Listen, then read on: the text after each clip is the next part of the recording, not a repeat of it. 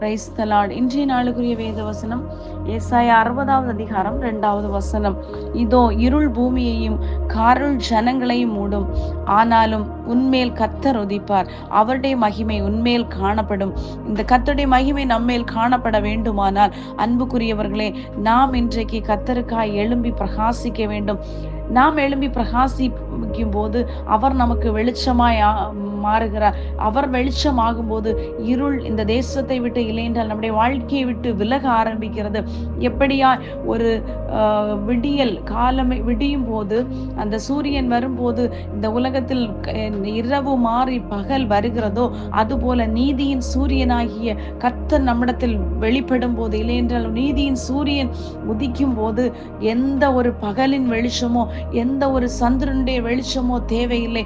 காரணம், இவை அனைத்தையும் உருவாக்கின ஒரு கர்த்தர், அவரை காட்டிலும் பெரிய வெளிச்சம் இந்த உலகத்தில் எதுவும் இல்லை. ஆகையால் தான் கர்த்தருடைய வேதம் இப்படியாய் சொல்லுகிறது, உலகத்தில் உலகத்தில் வந்து எந்த மனுஷனையும் பிரகாசிப்பிக்கிற ஒளி அவராய் காணப்படுகிறார். அன்புக்குரியவர்களே, அப்படி ஆகும்போது என்ன சம்பவிக்கிறது? நம்முடைய வாழ்க்கையிலே இனி சூரியன் அஸ்தமிக்காது, உன்னுடைய வாழ்க்கையிலே எதுவுமே நடக்காது என்று சொல்லி விதி எழுதிய இடத்திலே கர்த்தர் உங்களுக்கு நித்திய வெளிச்சமாய் ஆகும்போது உன்னுடைய நித்திய நிந்தை மாற்றப்படுகிறது, நித்திய மகிமை உன் தலைமையில் காணப்படும். பாருங்கள், உலகத்தில் எந்த இருள் சூழ்ந்தாலும் உன்னை சுற்றி உள்ளவர்களையும் அந்த ஒளியானது, அந்த நித்திய வெளிச்சமானது பாதுகாக்கிறது.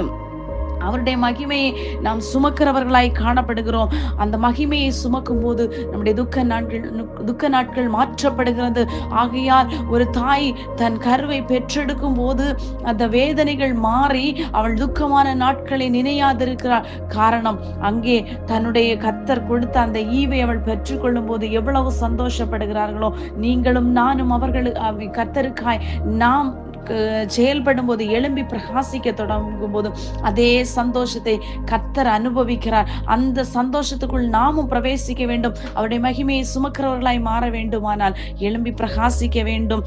கர்த்தர் உங்கள் மேல் உதிக்க போகிறார். உங்களுடைய துக்க நாட்கள் முடிந்து போக போகிறது. கர்த்தர் தாமே உங்களை ஆசீர்வதிப்பாராக. ஆமென்.